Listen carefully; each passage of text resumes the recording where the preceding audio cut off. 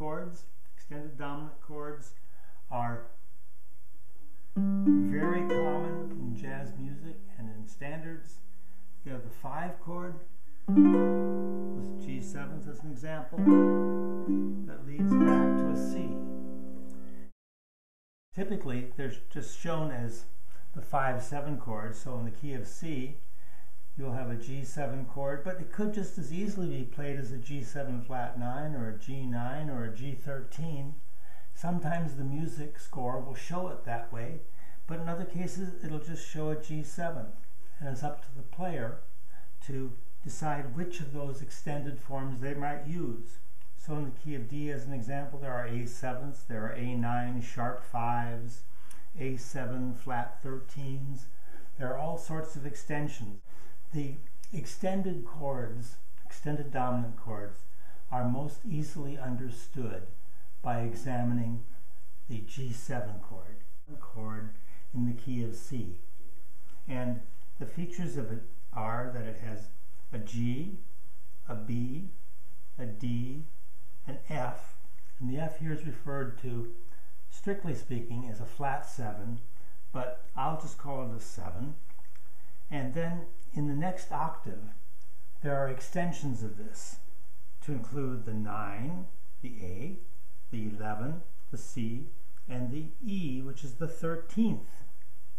So these extensions, if you look at it, the G7 chord actually includes every white note on the piano. It includes every note in the C scale.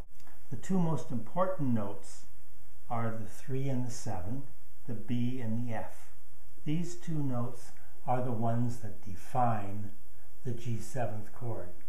They're the ones that make it dominant and make it want to return, to turn around.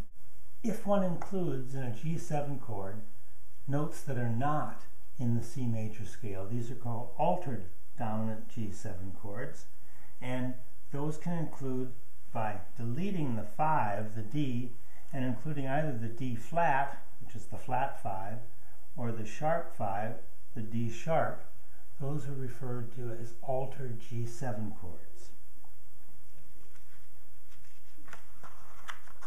There are also altered chords in the next higher octave, so one can have, and again, when these are played, the important feature is that G7 altered chords always include the B and the F. They often include the 9, unless it's replaced by a flat 9 or a sharp 9. And other alterations is a sharp 11, a flat 13, and if it includes that, it doesn't include the 13 itself. The G7, the extended G7 chords can be shown on the ukulele in the following way.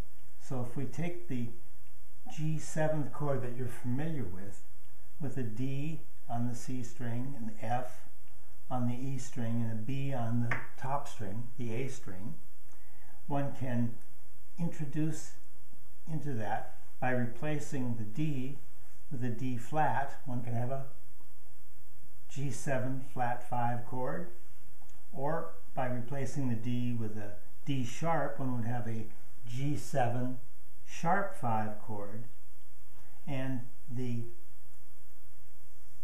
G string, rather than leaving it open, one could raise it one step, that becomes the flat 9, or put an A here instead of a G, and that would be the G9 chord. And that's really the only extensions that are allowed, because you can't fiddle with these two, because the 3 and the 7 have to stay there. Otherwise it's not really a G7 chord. It doesn't function as a dominant chord in the key of C.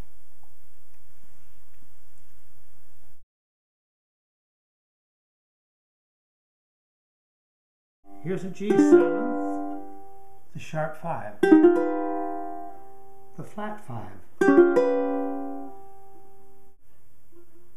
the flat 9,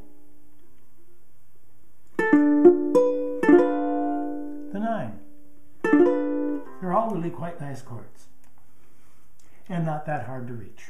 The extensions beyond the 9 work out of this form.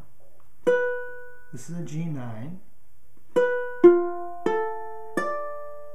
There's the flat 13. And here is the 13 chord.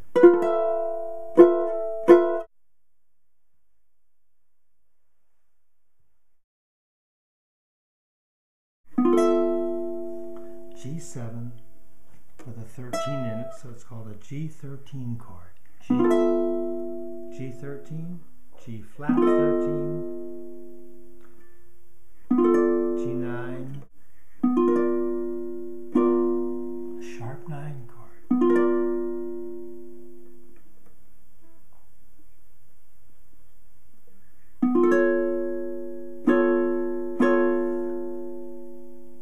What's this?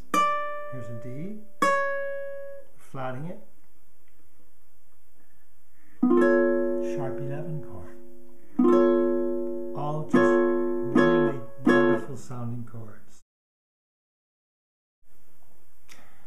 The other dominant 7th chord shape that's really well suited to extensions is this one. Let's do it for a B flat. Here's a B flat 7. If you wanted to add the flat 9, if you wanted to add the 9, or the sharp 9, but at that point, further than that is a real problem.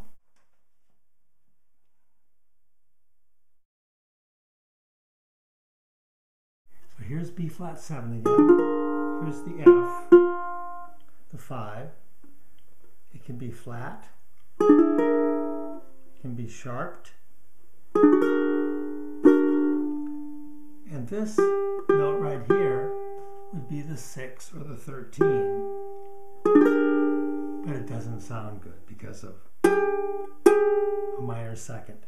So extensions beyond the sharp 5 really have to be done on a low G tuning.